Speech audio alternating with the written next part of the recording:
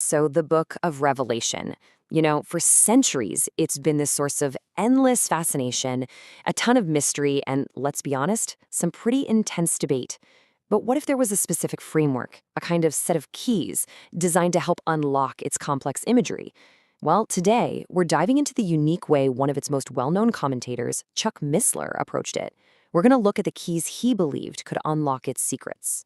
To really get his approach, you first have to understand what he thought was at stake. For Missler, this wasn't just some old, dusty book. No way. He saw it as a direct and super dramatic look at the climax of all of human history. To him, it's a story about a king taking possession of his global empire. And that high-stakes view, well, it colors every single part of his interpretation. So how do we even get a handle on all this? Well, Missler provides a kind of toolkit. So here's what we're going to do. We're going to walk through the 5 keys he offers to decode the text, his foundational idea about where the Bible even comes from, the specific interpretive lens he looks through, a really striking numerical pattern, what he called the book's own hidden outline, and finally, the assignment he leaves for every single student. Okay, first things first. Before we even crack open the book of Revelation, we have to understand the absolute bedrock of Missler's entire approach to the Bible. He basically says it all comes down to 2 huge discoveries that honestly change how you see everything.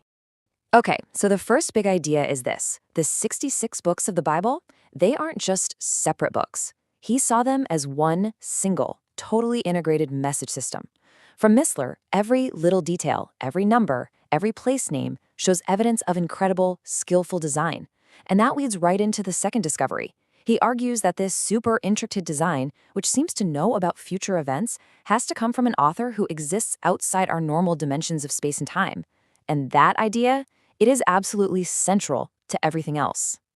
Now, with that foundation in mind, let's look at the next key. Over the centuries, scholars have come up with 4 classic ways to interpret Revelation. And where you start, well, that completely changes where you end up. So to really understand Missler's commentary, we need to know exactly which lens he chose to look through. All right, real quick. You've got the preterist view. They think it all pretty much happened back in the 1st century. Then there's the historical view, which sees it as a kind of map of church history over time. The idealist view says, hey, it's an allegory, a symbolic story about good versus evil. And finally, you have the futurist view, which takes the book as a literal prophecy of events that just haven't happened yet. So this is the crucial point. This is where Missler plants his flag. He goes all in on the futurist view. He believed the book of Revelation claims to be prophecy, and he decided to take that claim at face value. Honestly, if you get this one thing, you'll understand why he interprets the rest of the book the way he does. It's that important. Okay, this next key is, for me, one of the most fascinating parts.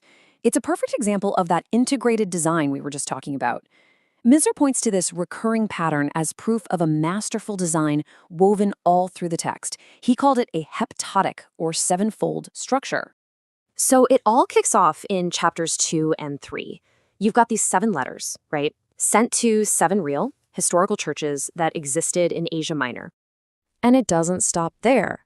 Next up, you get the breaking of 7 seals on this huge scroll, and each time a seal is broken, it kicks off a major global event.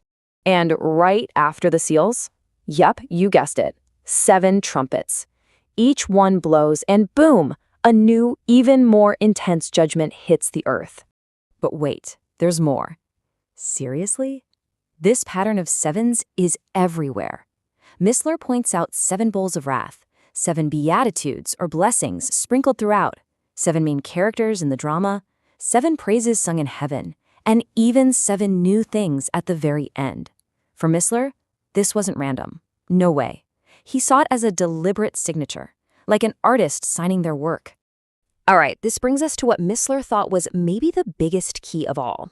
His point was, you don't actually need some expert to give you an outline for Revelation. Why?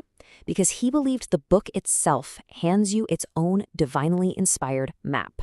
And he finds this map in one single verse, Revelation chapter 1, verse 19. It's all in the instruction given to John. Write the things which you have seen, and the things which are, and the things which will take place after this. He saw that as a perfect 3-part structure. And here's how it breaks down. It's actually pretty simple when you see it his way. Part 1, the things which you have seen. What's that? Well, it's the vision of Christ that John just saw in chapter 1. Makes sense? Part 2, the things which are, well, that refers to the churches that exist right now in John's present, which are covered in chapters 2 and 3. And part 3, the things which shall be hereafter, points to everything from chapter 4 all the way to the end, the future. See? Past, present, future, all laid out. Okay, so we've got this whole framework, right? This set of keys to unlock the book. But what's the point of it all? What's the final takeaway? Well, for Missler, the goal was never just to give you his answers. It was to hand you the tools and then give you a challenge. I mean, he says it himself, plain as day. You see, his goal wasn't to get a bunch of people to just nod along with him. It was to get you and me to do our own serious study, to check his work, to really wrestle with the text for ourselves. The whole thing is basically an invitation to do your own homework. So in the end, everything we've talked about, his whole method, it all comes down to this one idea, that the book itself gives you the map. And that leaves us with a pretty simple question, doesn't it? If a text really did claim to have its own map, would you be willing to follow it?